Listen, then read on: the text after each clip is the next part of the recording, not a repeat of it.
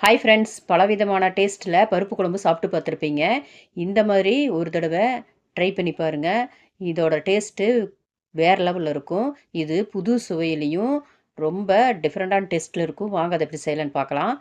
ஒரு இடி உரலில் 1 டீஸ்பூன் சீரகம், 10 பல் பூண்டு, கருவேப்பிலை கொஞ்சமாக சேர்த்திட்டு, ஒரு பச்சை மிளகாய் கிள்ளி சேர்த்திட்டு, மல்லித்தழை கொஞ்சமாக, 10 பல் சின்ன வெங்காயம், 1 டீஸ்பூன் வரமிளகாய் தூள் சேர்த்து நல்லா 1, 2 தட்டி எடுத்து வச்சுட்டு, 1 கப்பு பாசிப்பருப்புல மஞ்சளும், பெருங்காயத்தூளும் போட்டு வேக வச்சு எடுத்து வச்சுட்டு, ஒரு கடாயில தேவையான அளவு எண்ணெய் சேர்த்துட்டு, கடுகு, சீரகம் 1 டீஸ்பூன் சேர்த்து நல்லா பொரிஞ்சதும், இதில சின்ன வெங்காயம் 1 கப்பு சேர்த்துட்டு, கருவேப்பிலை 2 வரமிளகாய் கிள்ளி சேர்த்து நல்லா கண்ணாடி பதத்துக்கு வதக்கிட்டு, இதில அரைச்ச பேஸ்ட்டு சேர்த்து எண்ணெயிலே நல்லா வதக்கி விட்டுட்டு, 3 தக்காளி மிக்ஸி ஜாரில் அரைச்சி வச்சது இதோட சேர்த்துட்டு, பச்சை வாசம் போகிற அளவுக்கு நல்லா வதக்கிட்டு, கொஞ்சமாக தண்ணி சேர்த்து கலந்து விட்டுட்டு, வேக வச்ச பருப்பையும் சேர்த்துட்டு, தேவையான அளவு கல்லுப்பு சேர்த்து நல்லா கலந்து விட்டுட்டு, ஒரு கொதி வந்தோடனே ஸ்டவ் ஆஃப் பண்ணிக்கலாம்.